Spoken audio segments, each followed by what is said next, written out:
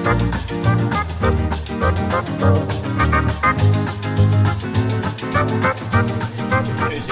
votes were uncontested. Obviously, we want as much engagement as possible. We have 24,000 students in Queen's, and we only have 11 candidates running for full-time officers, so that's not really good enough. Because what you've got between your legs and ultimately your DNA is your gender, and I don't think gender is a spectrum. I don't think you can be neither male or female. I don't know where this concept without any evidence of science or logic or rational outcomes in.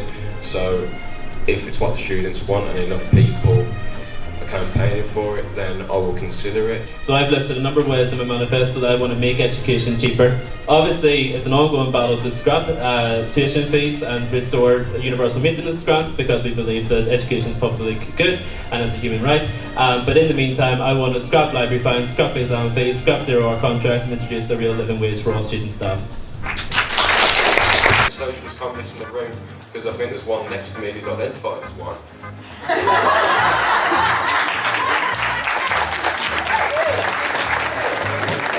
Okay, you may not, but 100 million people died because of communism. People are starving right now in Venezuela.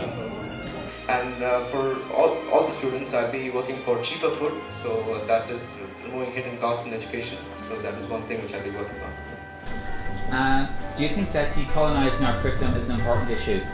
And if so, why? And how would you go about it? What do you really mean by that? Like, why are there so many white people on that course? So what? So if there are a lot of white people in that course, there may have just been a lot of white people applied to that course, and therefore they do it. So asking why are there fewer women in STEM? I support all languages and for them to be spoken, but right now, this is the United Kingdom. The main language of the UK is English. And I want the Irish language and the Irish culture to be normalised here on campus, so that every single student can live their lives through the medium that is not only of choice, but also actually their first. So I support in principle her return to the country, but I do think solving this issue is actually outside of my remit. Sorry, David. Do you want the honest answer or a diplomatic one? A presidential answer. Okay. When it comes to terrorists, I have a zero tolerance for them, and she knew what she was doing. She flew a long way to get there. She saw a lot of atrocities. She was not sorry for what she saw and for what she did. And when it comes to terrorists, I only have one stance, and that is to execute them. Either put a bullet in their head, or to a quick stop, a little drop and a sudden stop. But then we should work against extremism, but then we can give her a second chance, I think.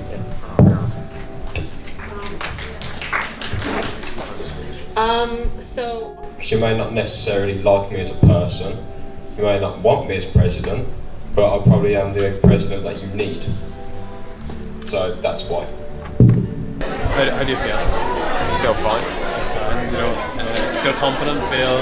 No, not really, because I think universities have gone in such a left-wing direction that anyone who disagrees with any of these ideals is instantly going to not even be thought about. Thank you very much. Best of luck. Is there anything else you want to ask me? Is there anything you want to talk about? Why should we give her a second chance at all? And if we put her in prison, she'll radicalise people, those people will then go and kill people, and innocent people are going to die. We could have another Manchester potentially. We could fly her back to ISIS territory and see what they want to do when they're actually defected. We could do that. That's also a solution. Thank you. Thank you very much. In terms of Brexit, we as a student body should use this uncertain period as an opportunity to assert our demands. So as a wise friend of mine said, now is not the time to think small, but to think big. So elect a voice that represented you with utmost determination and has walked the talk and will always do. Thank you. Well, I feel the candidates spoke well today. We had a variety of opinions and some strong ones as well. So it was quite nice to hear, like, our union is home to everyone. That's what I'm standing for. A union which is open for everyone. So I'm open to all these views and ready to listen to everyone. Thanks. To all students, I want to ensure that we protect, that we respect and we recognise all languages and cultures. I want to make education cheaper for all students. So as I said in my opener, before Nora rudely cut me off, In this election, let's go finish what we started, let's go win this election, and let's go change this place. Thank you. I think the message to students is remember to vote because this really does affect you. If you care about mental health, if you care about housing, if you care about the cost of education, if you care about your rights, then vote.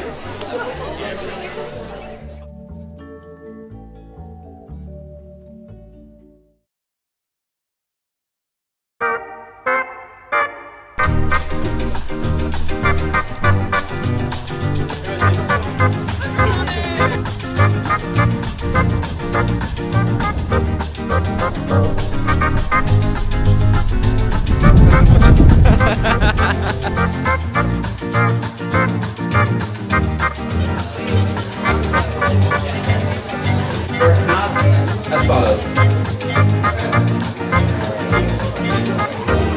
Conor May seeks a quota.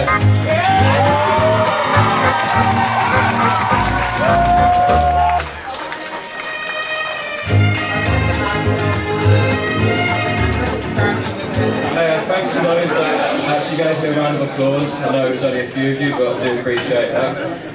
Regarding why I ran, I think as a generation we can do better, but each day I'm more pessimistic about that. I think we can be more responsible for ourselves, we can take more initiatives, we can strive to be stronger, be fitter, be healthier. But if you want to go down this road, that's entirely up to you. If you want higher taxes, you want this socialism, this communism, that's up to you. If you want to have all these different ideas, you want to have them, that's fine. But you will regret it. Venezuela's starving. 100 million died in the Soviet Union. What? What was that? Sorry? What was that? Want the communists? Yeah!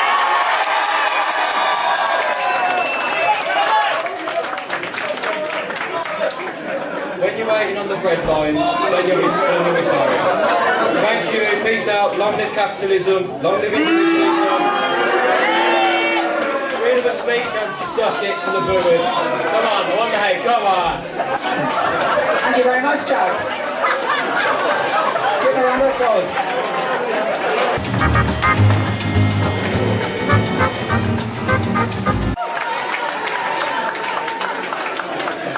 Guys, thank you so much for your support.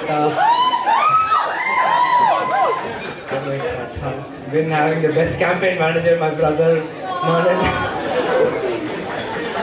Thank you so much for the support.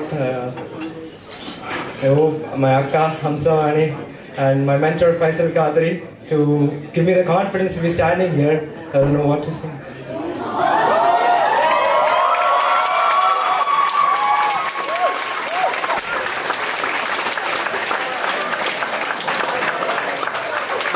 And to honor, no shame in losing to you. I'm sure you'll do a good job. And thank you.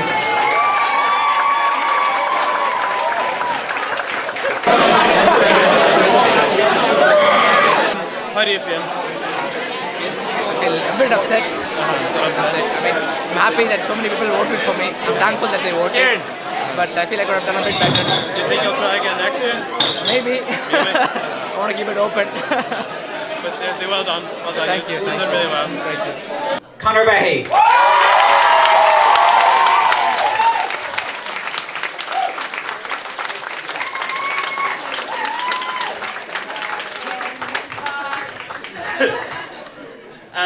Thanks everyone. Thanks an absolute million to absolutely everyone. Thank you to all my friends and family who were just incredible and basically kept me alive over the last couple of weeks, kept me sane-ish.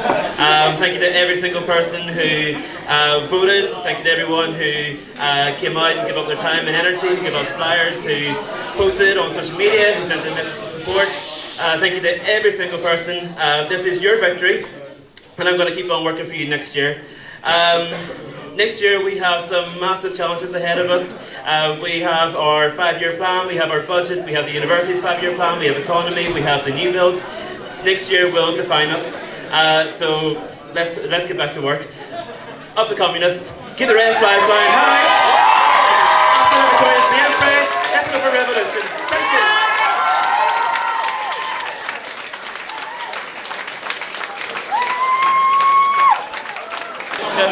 I feel most of all I feel so relieved that it's just over. But I'm so grateful to every single person that voted, to everyone who believed in what I put forward, believed in me, to give me a chance, and I'm not going to stop working until we've done something great for them. Yeah. Thank you very much.